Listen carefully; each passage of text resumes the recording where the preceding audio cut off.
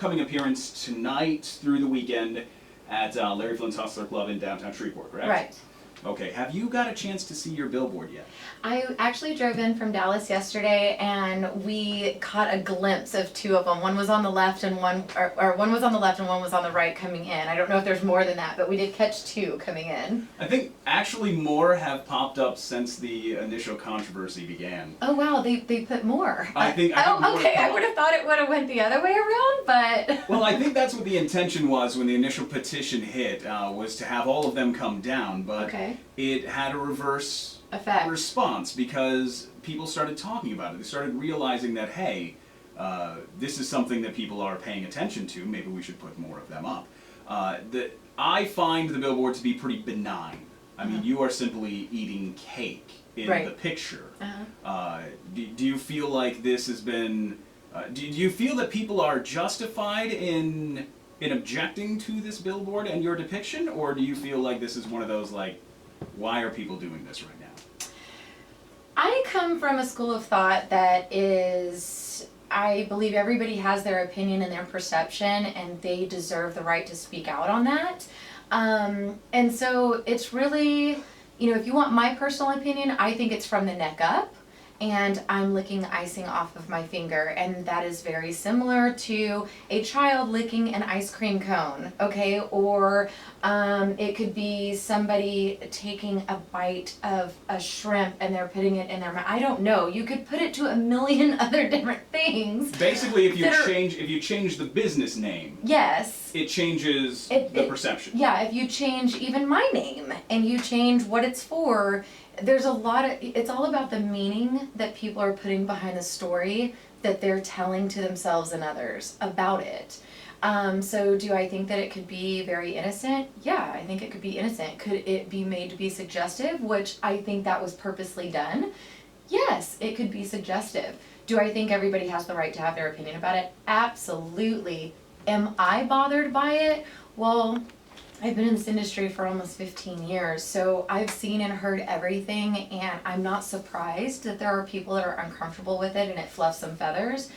But I think that's the beauty of living here in America, is that we have the freedom to fluff feathers. So, and maybe let me frame this a little bit different. If you had seen a billboard that had something that you objected to, you would see fit to maybe start a petition, or at least sign a petition if something personally offended you. Not saying that this one does, but if you saw something, you would be okay with somebody starting a petition, or potentially even you signing one. I'm 100% okay with people signing petitions against anything they do not believe in, or that they think would be better off if it wasn't there, or better off if it was there. You sign away on anything you're passionate about and believe in. I gotta say, that's refreshing to hear somebody in America in 2017 saying, look, people are signing a petition about something that involves me right now, and I fully support their right to do that. That's very refreshing. So, yeah. Other aspect of this was a term that got thrown out a little bit when this story first hit. People started to refer to you and your industry as being exploited. The term exploited came out a lot, and being in the position that I've been in, where I've interviewed a lot of people from your industry, never once have I felt like anybody that I talked to was exploited in any way. So I guess let's just say, do you feel exploited in any way? I personally don't. I feel I feel that I live a more than comfortable, maybe in some people's view, luxurious life. I have everything I could ever want and need. I experience a world of gratitude and I meet so many amazing people. I travel all over the world. I don't hurt for anything. The world is an oyster for me. I can do whatever I want. We're talking to Rachel Starr. She is an adult film star, and she will be appearing this weekend at Larry Flynt's Hustler Club in downtown Shreveport. She was the feature of a billboard that created a lot of controversy in our area recently. When it comes to the idea of exploitation, I think it's because a lot of people don't fully understand your industry. Right. I think they have this caricature made up of what somebody who is an adult film star does in their daily life. But to be completely honest, you're sitting in the studio with me right now, I feel like I could be buying real estate from you. Yeah. Like there's nothing, if you were to meet somebody on the street, there's nothing that would scream adult film star to them. Do you think that misconception melts away when you actually meet somebody, or do you think that people have these walls built up? You would have, I mean, you've met people clearly in your life. What is the reaction if they don't know what you do for a living, and then they eventually find out? Does it change how people talk to you?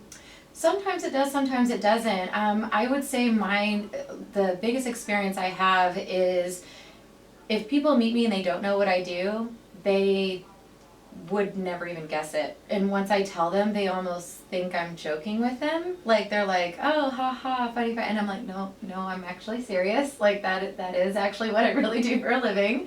And they're like, oh, wow, wow, oh.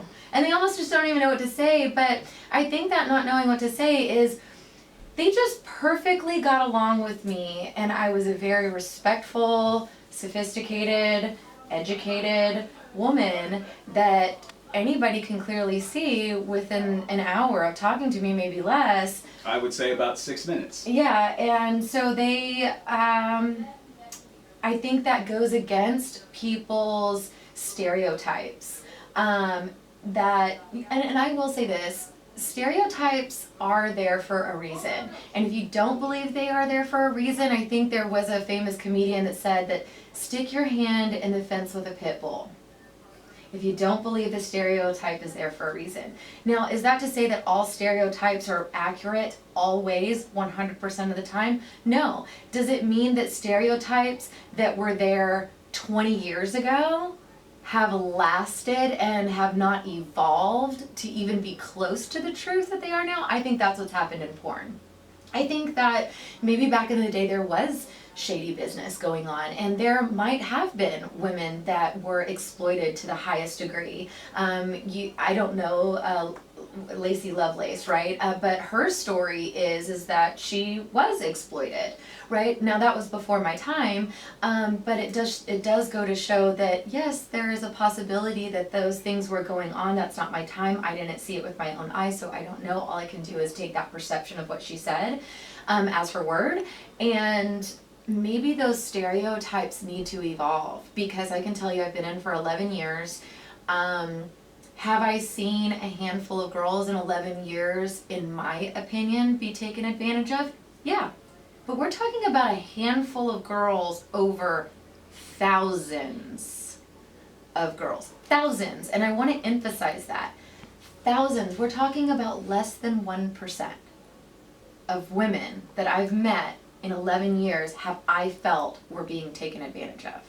And taken advantage of also, I think when people use the term exploited, I think they mean it in like a legal way. And when you say taken advantage of, do you mean just she doesn't know what she's getting into and she's not going to understand the repercussions, or do you mean legally there was something? I mean all of it. I mean anything from being felt that she has to do something for her own livelihood. I mean girls that are given a stage name and underneath them someone buys that domain because they know they're going to be a big star 3 and 4 or 5 years down the road, and now they want $10,000 for that URL.